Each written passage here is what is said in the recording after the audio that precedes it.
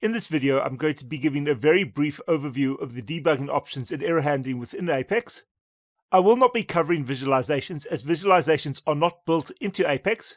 It is relatively easy to build and visualize data within Apex, but that is a separate topic which I'll cover in another video. I have set up a minor solver within the scene.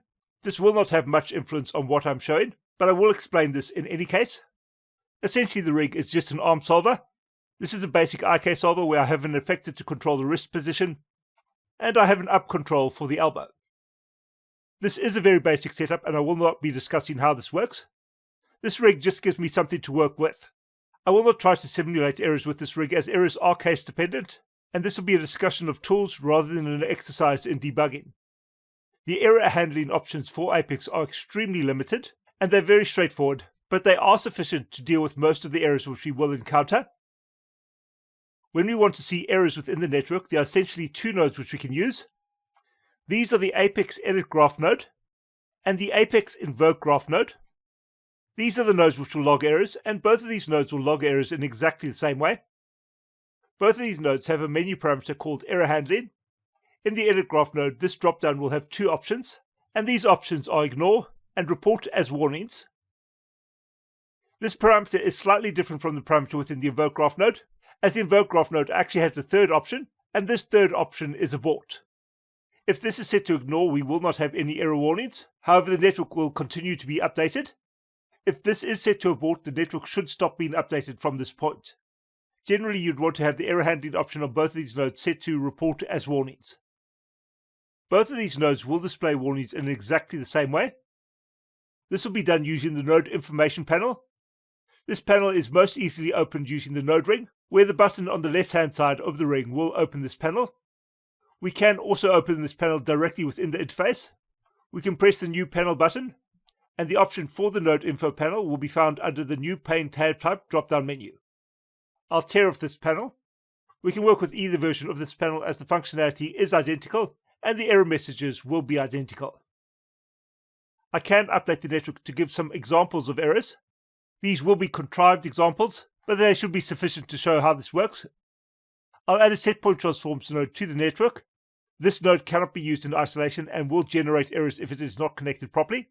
At the very least, this node needs an input connection, as this node will be running over geometry and needs to have geometry supplied. There are a number of nodes which are like this. Another example will be if we're working with arrays or dictionaries. For example, if I want to insert values into a dictionary, I'll use a dictionary insert node. This node, however, does modify dictionaries, so it needs to have a dictionary to work on, and it will also cause errors if it is not connected. These nodes will actually display that their inputs and outputs will need to be connected, and that the shape of the input and the output for both of these nodes will be square. Inputs which do not require a connection will be round. Both of these nodes will essentially give identical warnings. In this case, the warnings will be displayed based off the order in which the nodes were added to the network. We should be able to see these warnings within the node info panels. This statement will say that there is a missing connection for the in-place port. It will then tell me which node is giving the error, which in this case is the setpoint transforms node. This will occasionally be followed by a suggestion on how this error can be fixed, and in this case it does give a suggestion, and that is to connect this node to a value node. This node needs to be connected to geometry, so I could connect this to the skeleton at the start of the network. Connecting this to geometry will solve my current problem. This, however, will not always work, as this does depend on where in the network this node is connected. For example, if this node is working on updated geometry within the network, we will also need to connect the output of this node correctly. The basic suggestion here is to create empty geometry for this node, and I'm actually going to do that instead, as I do not need to use this node within the current network. To create empty geometry, we'll use a value node, and this will be a value node of type geometry. The dictionary should give us the same error as we had for the setpoint transforms node, and once again the solutions will be similar.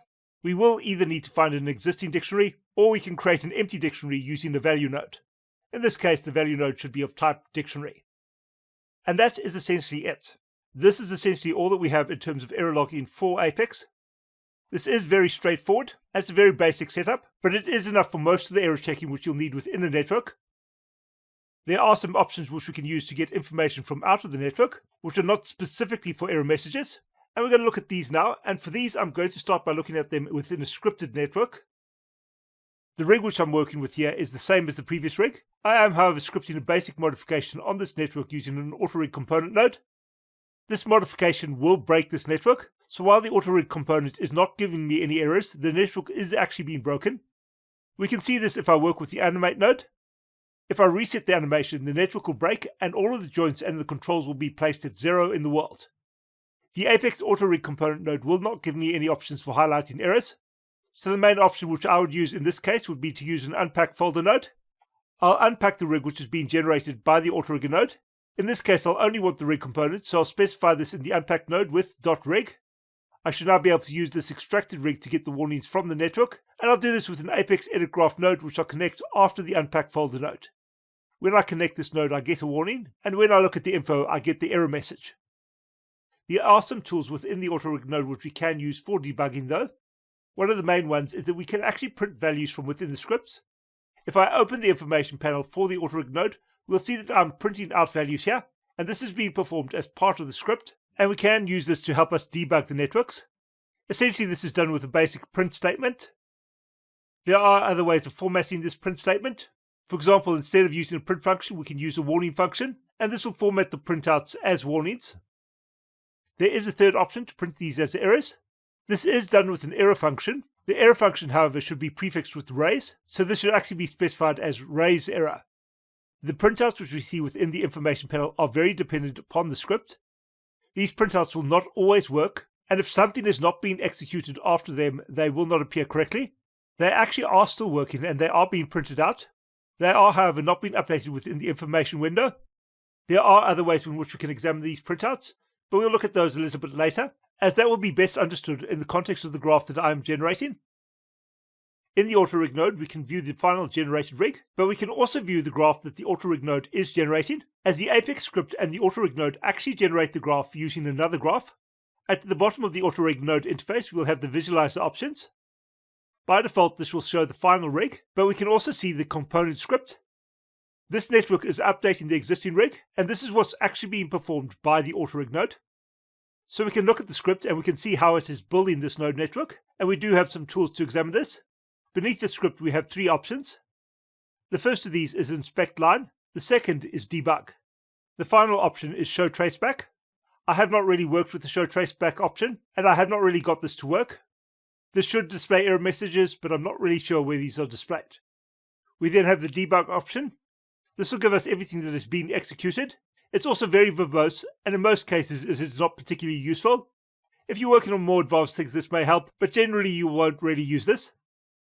Preceding this, we have inspect line, and this is useful for stepping through the script, as it will allow us to see what is being performed on each line of the script. In the network, we'll see that I have an extract character graph node. This node is currently being highlighted red. This is the first item which is being executed in the script, and this is actually being executed before anything that I'm adding into the script. This is being performed within the header of the script, so the header of the script is creating the extract character graph node.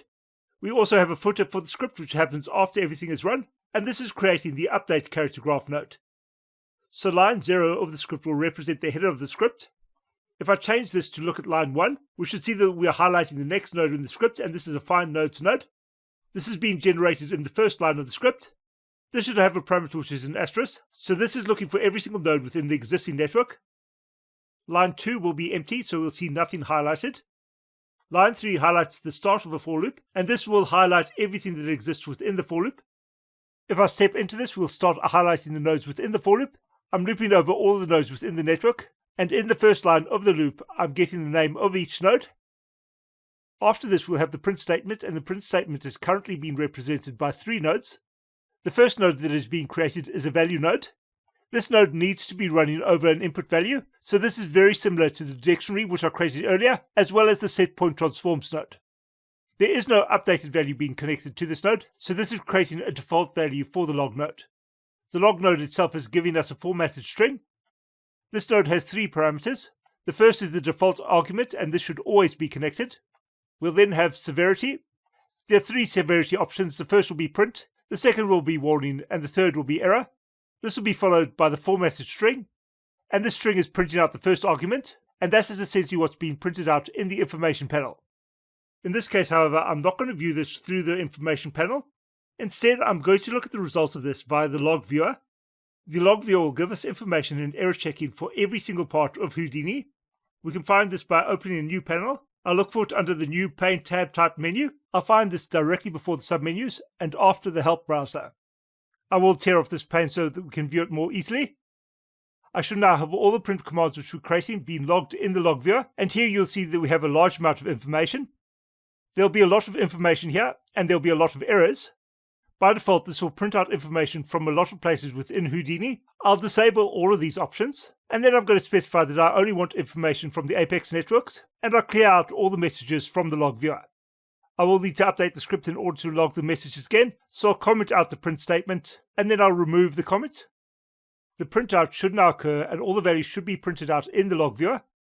If we select any of these values, we should be able to view them as plain text, and this can be easier than trying to read values from the information pane. The text values here do have search functionality, so we can search through these if we have larger values being printed out. I should now be able to update the print value. Currently I'm printing out the name. Now I'm going to print out both the name and the index for the for loop. To do this, I'm going to modify the for loop. This will now be for index node, and instead of looping over the nodes, I'm going to use the enumerate function, and I'll loop over enumerate nodes. I can then update the print function so that this is treated like a string. The string will have two arguments. The first will be node name, so I'll place this between curly braces. I'll then have a second set of curly braces, and I'll pass the index into the second argument. This should update the printout, and we should now be printing out both the name and the index. This will also update the network. In the log node, we now have a second argument connected, and this argument is called index. This argument is being connected to the index of the for loop. In the log node, the formatting parameter should now be updated. This should now have two sets of curly braces, and we'll have the label for the index as well. In the script, I can add a new line using an escape parameter, which in this case will be \n. This will work for the script, but it won't necessarily work for the log node. This will give me a correct printout. In the log node, we will see that the escape parameters are not actually being added. Instead, we have a Pilcrow symbol, and unfortunately, this is something which is very difficult to type in manually, and typing in the escape character here will not work. This log node can be used within our standard networks, and it can be used to get information from the network. Here, I'm going to use the IK solver as an example. I'm going to want to print out the values which I'm passing into the 2bone IK node. To do this, I will create a log node. The first argument will need to be a value which passes through this node, and I'm going to connect this to the root of the chain. I will then connect the controls for the elbow and the hand to this node. These will be connected to the final port, and this port is a variadic port, and this port is for all the arguments apart from the initial argument which will be printed out. We can then look at the parameters for the log node. The first parameter is the default argument. This parameter will be defined by the node which is plugged into the first argument port. In this case, we're plugging in a matrix, so this parameter will be a matrix. We can choose to set the severity. There are three values here.